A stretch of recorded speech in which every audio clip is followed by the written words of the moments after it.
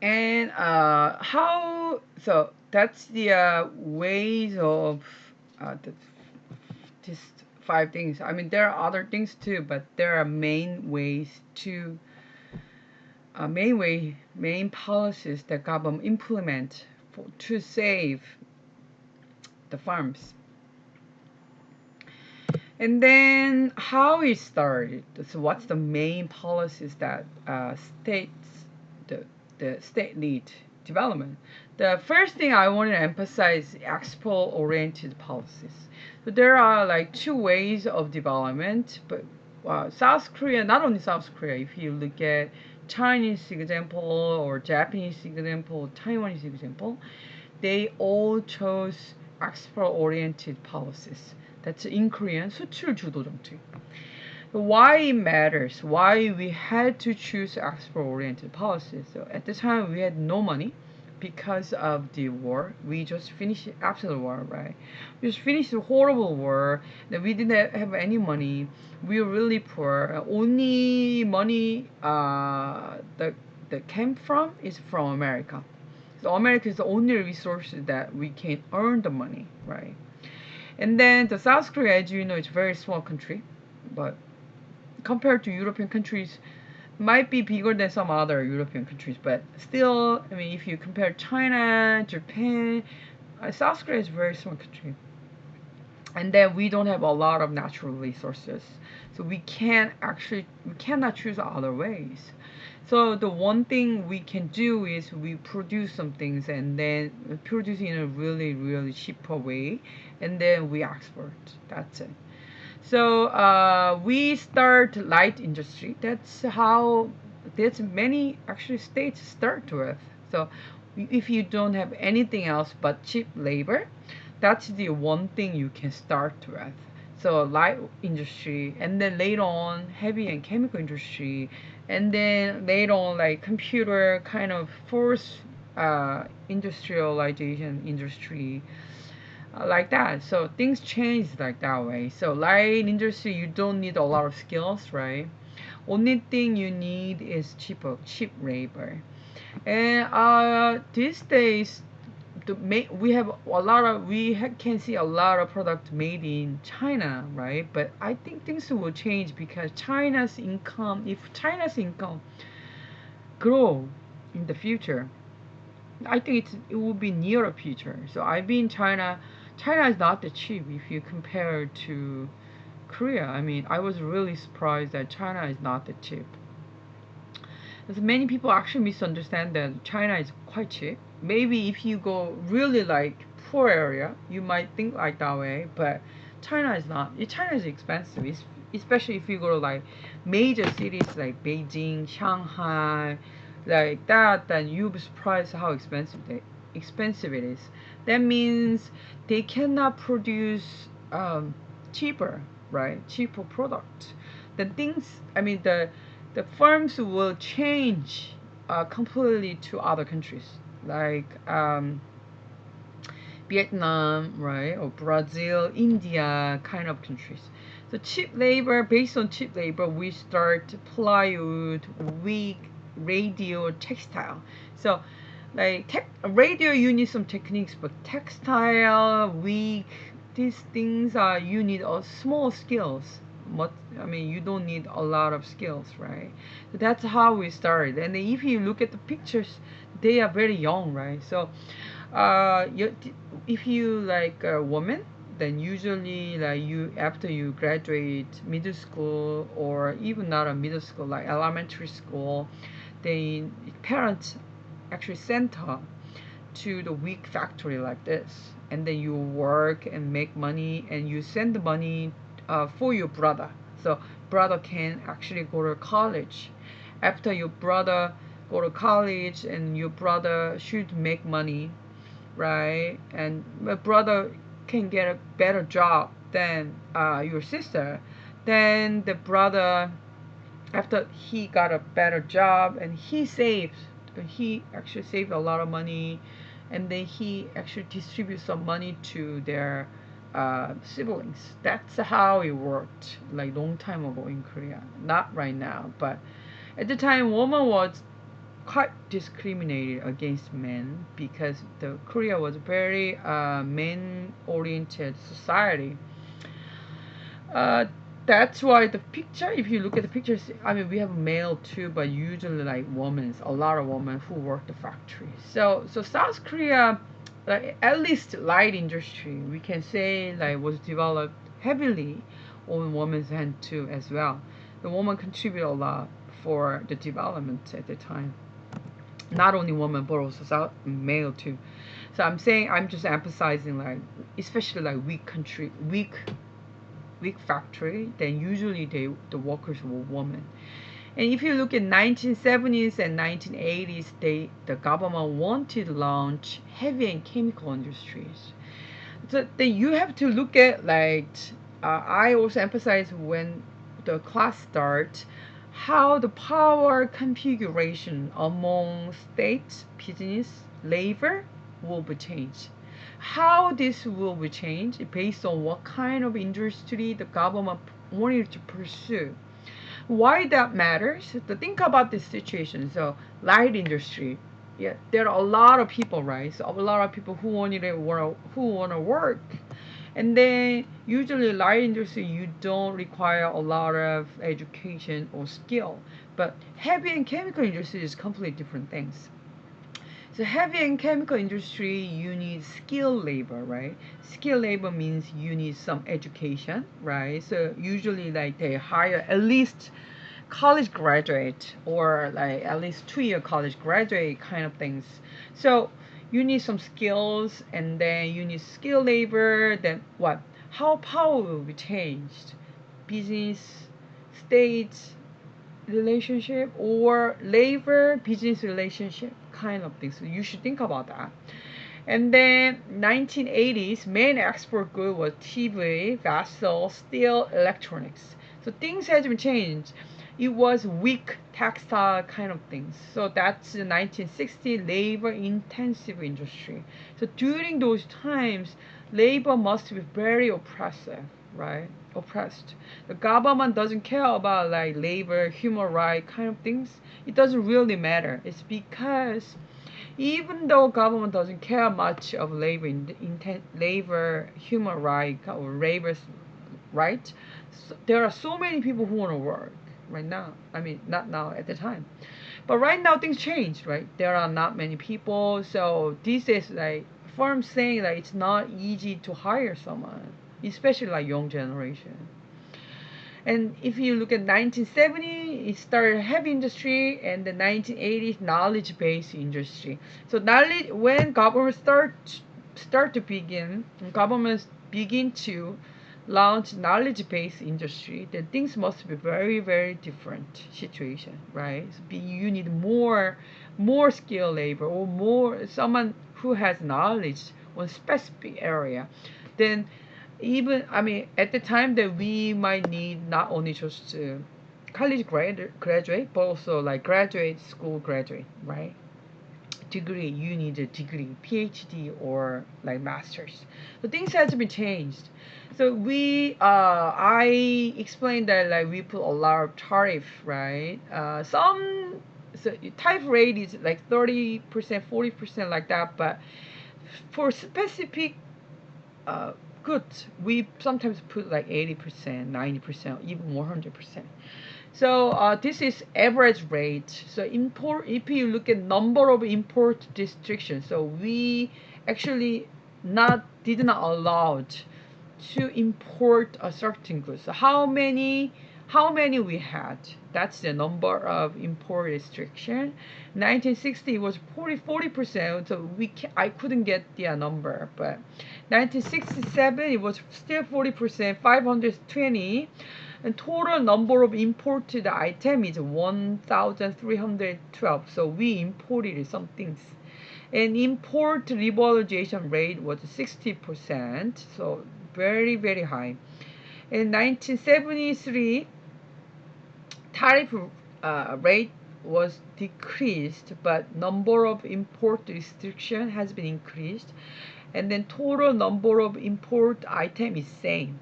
That means we didn't import much. So, but to make things, to make or produce goods, we need to import things, right? But it's not for like domestic consumer usually. It's for domestic farms. And then if you look at 1977, number of imported rate has been decreased a little bit. But if you look at 1987, total number of import items has been increased significantly. So this actually showing that the government, and they look at the tariff rate, it's become 25%. So what does this imply?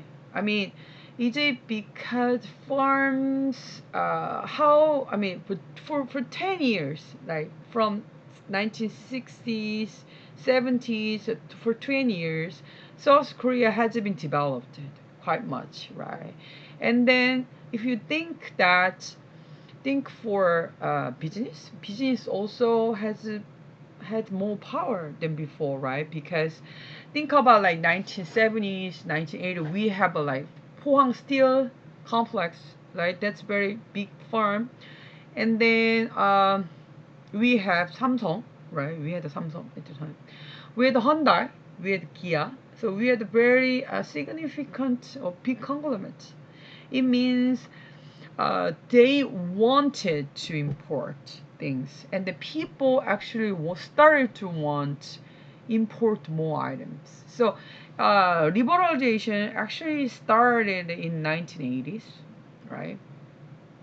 And then it become very serious 1990s.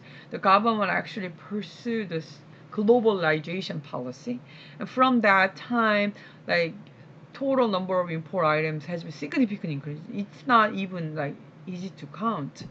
And then these days things has been completely different, right? But at the time, during the stately development, it was like this. And then business. So this is the book written by Jung Ju-young. So Jung Ju-young is the first owner of Hyundai. So business, if you look at the business sector, the growth of Chaebol, big conglomerate has played the main role.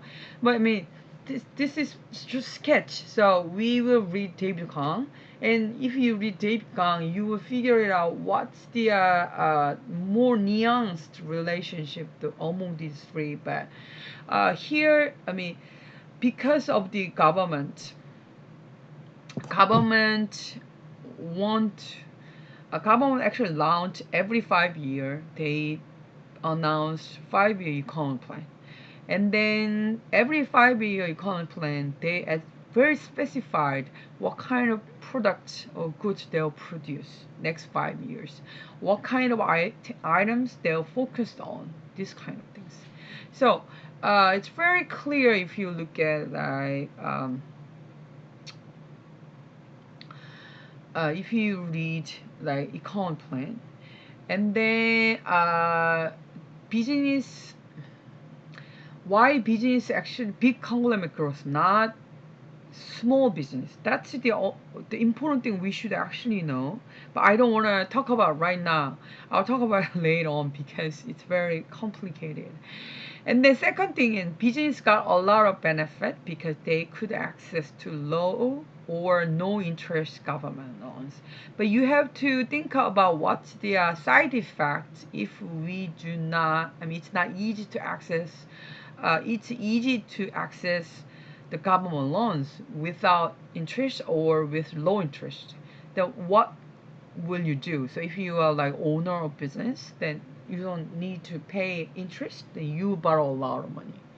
That's so easy. Like if I mean at the time, think about like the uh, interest rate that bank provided. I told you like it's the seven, sometimes 7%, like 10% sometimes. Then if you borrow money from the government and then you gave money to the bank, then bank will provide a lot of interest, right? Then that's how you make money even, like based on that.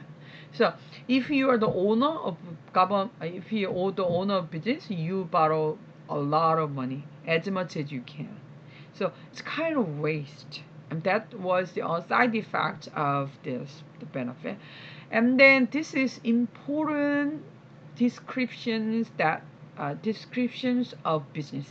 The business was just a delegate of state power or the principal agent of state. What does that mean? So firms couldn't decide as they wanted. Usually, like if you're a business, if you own the business, then you decide what kind of things you produce, what kind of things you will invest. It's not about government. But during this time, it's all about government. If government want to produce some things, then the firms should follow. So if government wanted to produce a lot of radios, then farms should produce a lot of radios. So that means business is not a decision maker. Who is a decision maker? Government. And then the one dark side of South Korean development is oppression of labor. So I think if you, I mean, considering our GDP per capita, we are a very wealthy country, right? So South Korea is one of the wealthy country, but still, in terms of like labor, human rights, labor's rights, it's much lower than any other countries in OECD countries. The Korean people work really hard, right? And they work much longer than any other countries.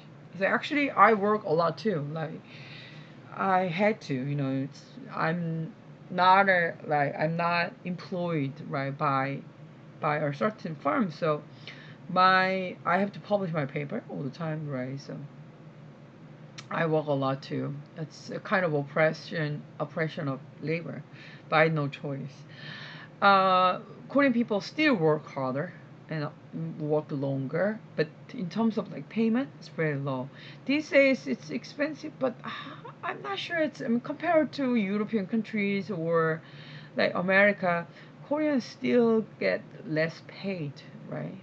So, but think about 1960s and 70s. This is the picture that the farms provided for housing. So how many people are here, right? That's, I mean, these days it's not like that, but at the time, I mean, usually like people are from rural area, they don't have housing, so they came to Seoul or like big city, and then they had to settle down, and then they use usually housing that the farms provide. But housing is like this, like you share one room with like 12 people like that.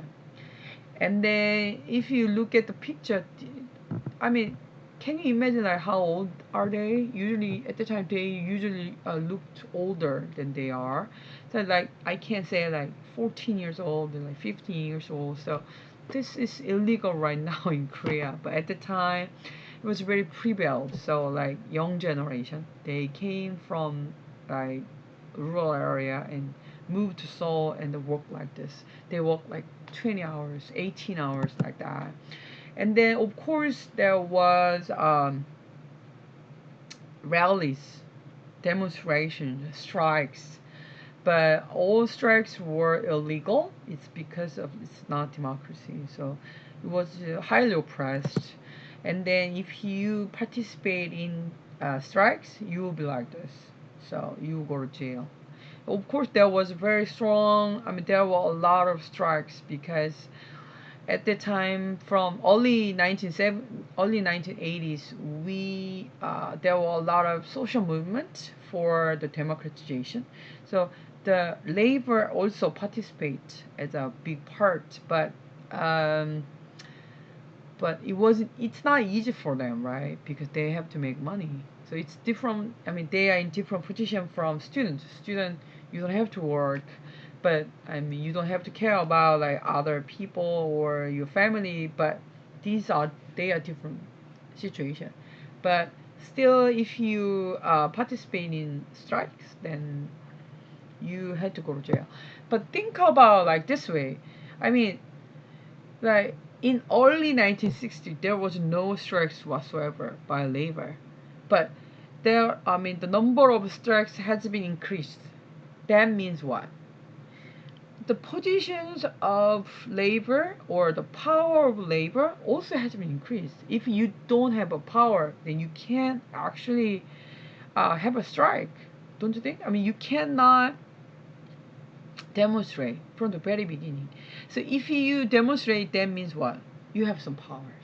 So think about the country that they do not have any demonstration. That means the state has absolute power and the people do not have power at all. But if the the people started to demonstrate and then they fight against the state, that means the power has been grown. It's the same. So there was an oppression of government, oppression of labor, and then even though there was oppression of labor, the people started to demonstrate and participate in demonstration. But labor union and assembly was all illegal. Right now it's illegal. So there was only one official labor union at the time. So that's 한국노총. But we have now several labor unions.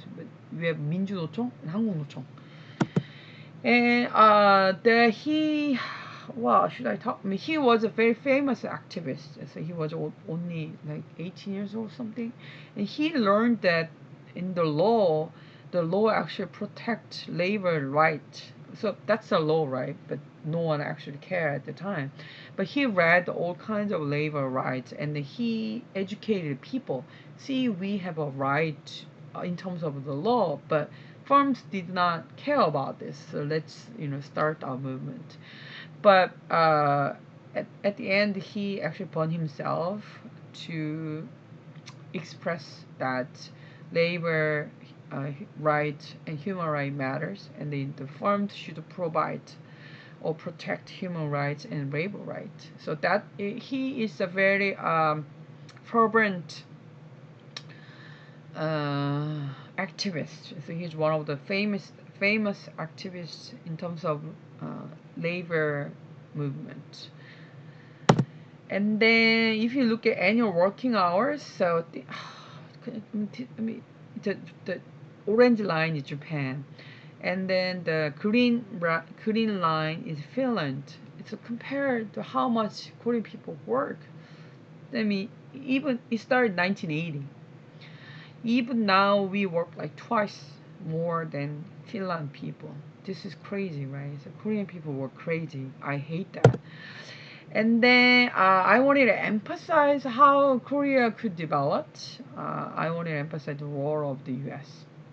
It's very definite. The U.S. aid to Korea and Taiwan at the same time Japan against communist aggression. So U.S. did not want to protect or provide any foreign aid to Korea, but that at the time there was no choice. And then after the Korean War, U.S. Uh, had nothing but help South Korea. So U.S. provided a lot of aid and supply of food and rehabilitation, investment goods, and then also some technology transfer. Technology is expensive. So if you want to learn some technology, you have to pay a lot.